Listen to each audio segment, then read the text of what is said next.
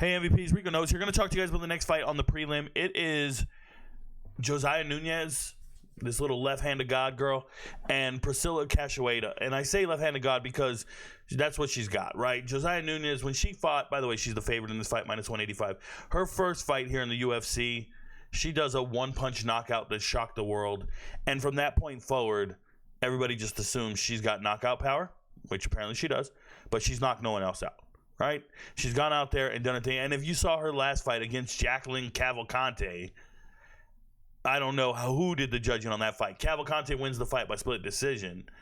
Cavalcante won 30-27 on one card.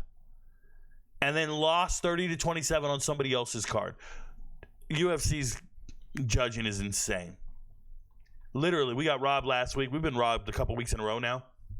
But Nunes, if there's people on the internet saying she won the fight or they thought she won the fight, bro, she lost 30-27 on one of the cards. And she won 30-27 on one of the cards. That's just insane. You can't. How do you have that outcome between two different fighters watching the same fight? Two different judges watching the same fight. So that's crazy. Now, what do I see from Josiane Nunes? She's a little low output for me.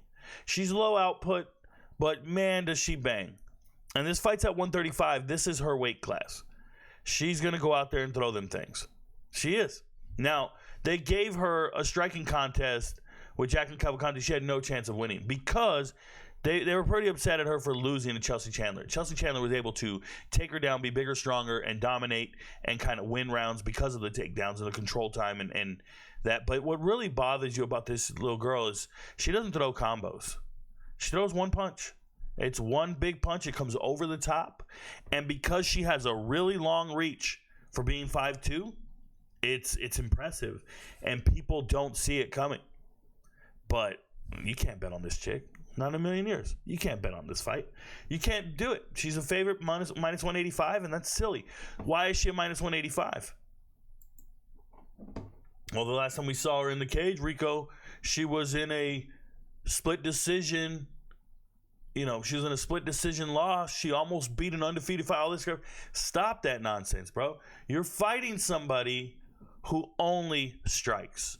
Priscila Cahoeira, I don't know how the fuck they're saying their names in Brazil, but Priscila only strikes.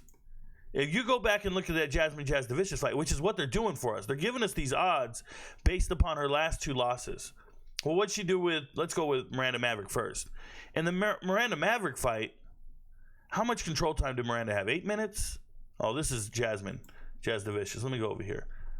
Miranda Maverick, victory by armbar, almost 9 minutes of control time. Almost 9 minutes control time. You see this, no strikes. Why? Because she got taken down and just couldn't do anything. That's not going to happen in this fight. She's going to be striking.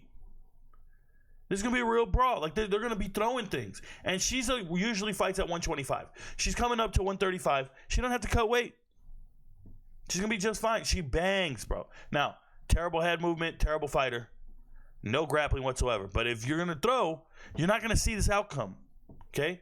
Let's go to Jazz DeVicious. Jazz DeVicious outstruck her by 300 strikes. 326-26. That's a lot of damage. That's a terrible situation. It makes you look like you can't fight. But she can, guys. She can bang. So when you see a fighter get outstruck by 300, I understand the sports books go out there and make her the underdog. But I'm telling you, if we're just going to stand and throw and not have any takedowns or anything, she's got a chance to be in this fight. She really does. She throws great. She knocked out Ariana Lipski. Ariana De Silva right here, that's Lipski. She knocked her out in the first round because she's really throwing them things. Yes, she loses by sub every single time. She loses by sub. But she's won by knockout before, and she's never been knocked out. These are two girls who've never been knocked out. Only been subbed. She doesn't grapple. She doesn't wrestle. But you don't have to against this little girl. So what's going to happen in this fight? What's going to happen in this fight is you're going to save your money and put it somewhere else. You do not need to bet on this fight.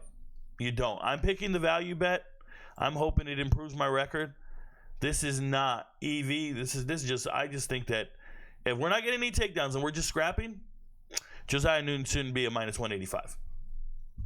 I've seen her just scrap in fights, and she doesn't win. She doesn't win all the time, and she's gonna have some fire coming back at her.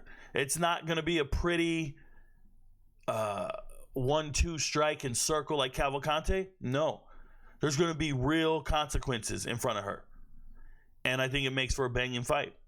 One of the things I'll say is not going the distance is there. It's a value bet. It's plus 126 in a girls fight to not go the distance. Usually you want a better odds, but I think it's possible that they go out there and just floor each other. Somebody's going to get floored. Just no takedowns, no grappling. We're just scrapping. Man, I think Nunes can do it. I know Cahoeira, but I wouldn't bet on this fight, guys. Don't bet on it. Don't, man. There's other places to put your money. Your friends don't know. But Rico knows. I hope I get it right. All right, peace.